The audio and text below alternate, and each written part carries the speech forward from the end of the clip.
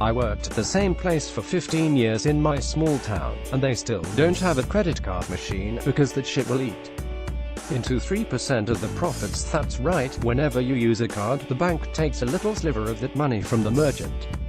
We took cash, because we were in America.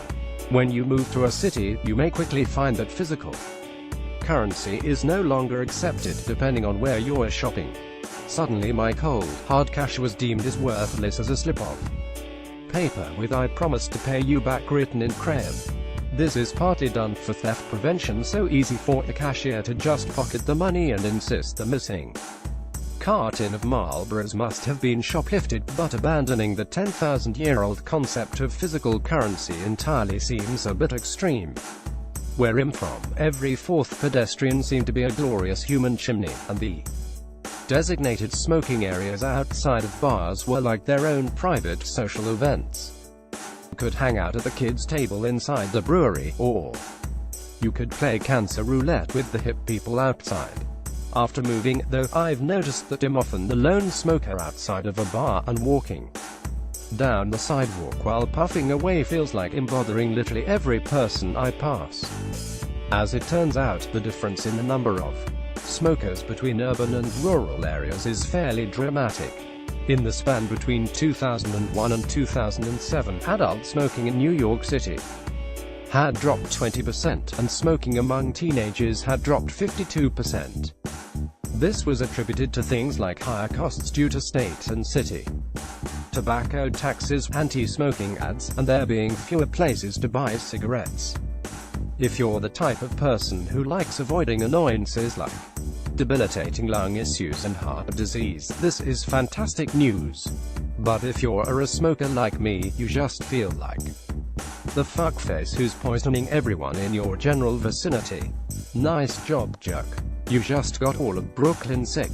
It's like how common courtesy says you step outside of a crowded party to go smoke. Only the city is one big crowded party, so there's no place to go.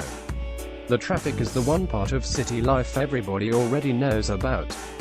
It's one of the first things you learn as a child: colors, shapes, and not going over the Brooklyn Bridge at 530. But it's not just bumper-to-bumper traffic and gridlock that suck years off your life. It's completely foreign concepts, like weird-ass parking rules you had no idea existed. Where I live, there are certain streets that have what's called an odd-even parking ordinance, which basically means that if the day of the month is even, you have to park on the side of the street with the even-numbered addresses, and the reverse on odd-numbered days. With a lot of streets in big cities, you're forced to move your car at one specific time of the week to make room for street cleaning. Then you either try to cram your car into one of the 4 open spaces left in the whole city, or just drive around until the army of street sweepers has retreated. The policies are likely a larger-scale Milgram experiment intended to see just what city dwellers will tolerate before finally rising up to overthrow the system. Back where I'm from, distance is actually a meaningful concept. The grocery store I would frequent was an inconvenient 12 miles away, and it took me about 15 minutes to drive there, which is easily calculated based on how fast the car is being driven.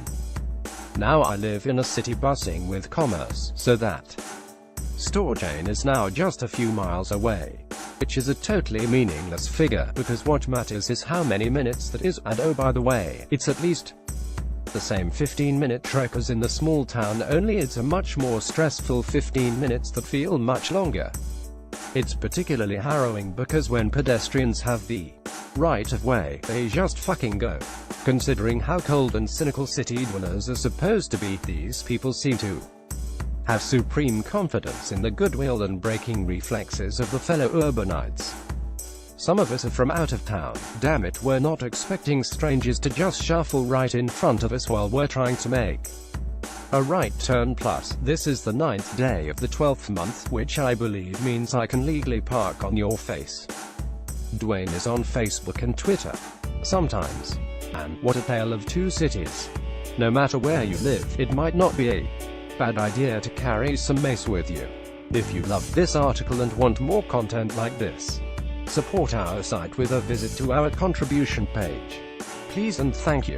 For more, check out 7 things no one tells you about moving to a new country and the 5 worst things about getting a job in a small town. Also follow us on Facebook. Yeah, here.